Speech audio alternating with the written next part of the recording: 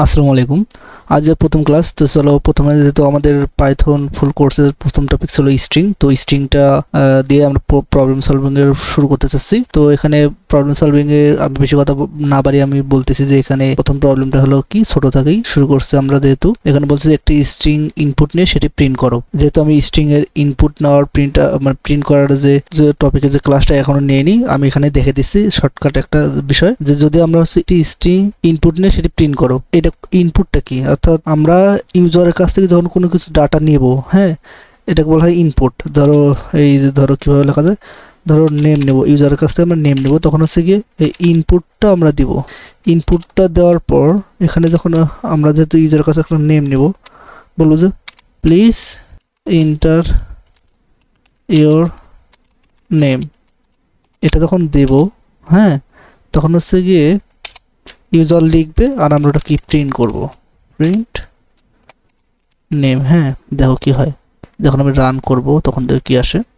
যখন আমি রান করতে দেখো লিখে এখানে আউটপুট আসছে যে প্লিজ এন্টার ইওর নেম। যখন আমি লিখবো এখানে হচ্ছে কি এইচ হাসান, তখন দেখো আউটপুট হচ্ছে হাসান লেখা আসছে। এখানে যদি বলতাম যে হচ্ছে কি একটা স্ট্রিং দিতে পারতাম হ্যালো, এটা যদি দেই তাহলে কি আসবে তা জানো, বললো যে এন্টার ইওর নেম, এবার দেবো হচ্ছে রাহাত। রাহাত যখন দেবো বলবো যে হ্যালো রাহাত। বুঝতে পারছো যে ইনপুটটা কীভাবে কাজ করে, এইভাবে কাজ করে। এখানে একটা প্রবলেমটা বলছে যে একটি স্ট্রিং ইনপুট নিয়ে সেটি প্রিন্ট করো।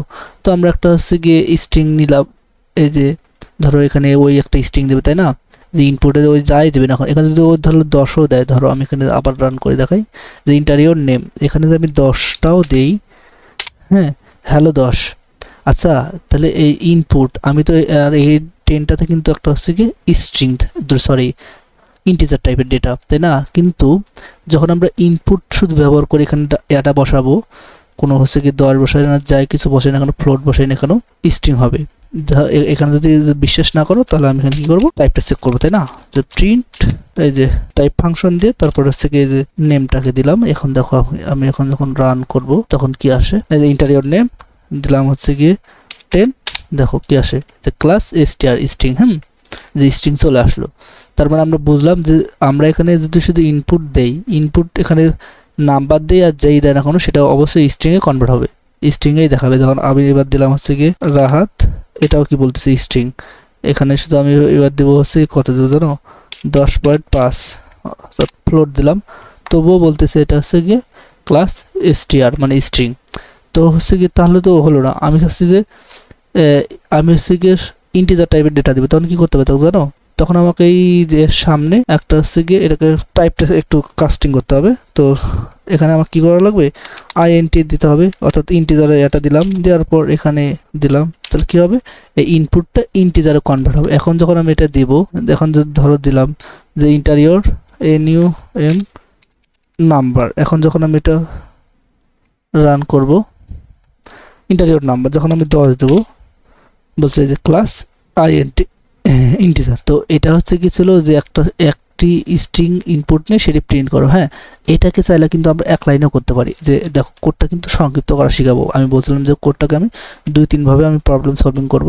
যাই হোক, দেখাই দ্বিতীয় নাম্বারটা, এটাকে চাইলে আমরা কি ছোট করতে পারি না, এটাকে অবশ্যই ছোট করতে পারি। যেমন এই যে প্রিন্ট কথাটা লিখলাম, লেখার পর আমরা চাইলে এই কথাটাকে কি হবে, যে ইনপুটটা এটা হচ্ছে ইন্টিজার টাইপের একটা ডেটা হচ্ছে কি আমাদের পাইয়ে দেবে। দেখো যখন বলতেছে ইন্টারিয়র নাম্বার 10, এটা কি, এখন হচ্ছে গিয়ে আমরা যদি চাই যেহেতু এটা আমরা টাইপটাও দেখবো, তখন কি করতে হবে জানো, তখন আমাকে কি করতে হবে, আমি এখানে কি করব, যে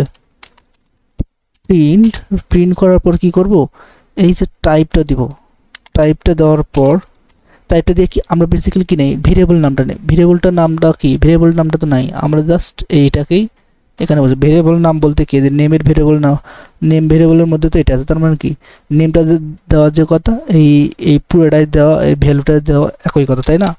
তো আমি এখানে বসাই দিলাম। তাহলে কি হবে, যে আমরা প্রথমে এখান থেকে যে নাম্বারটা পাবো সেই নাম্বারটা এখানে বসবে।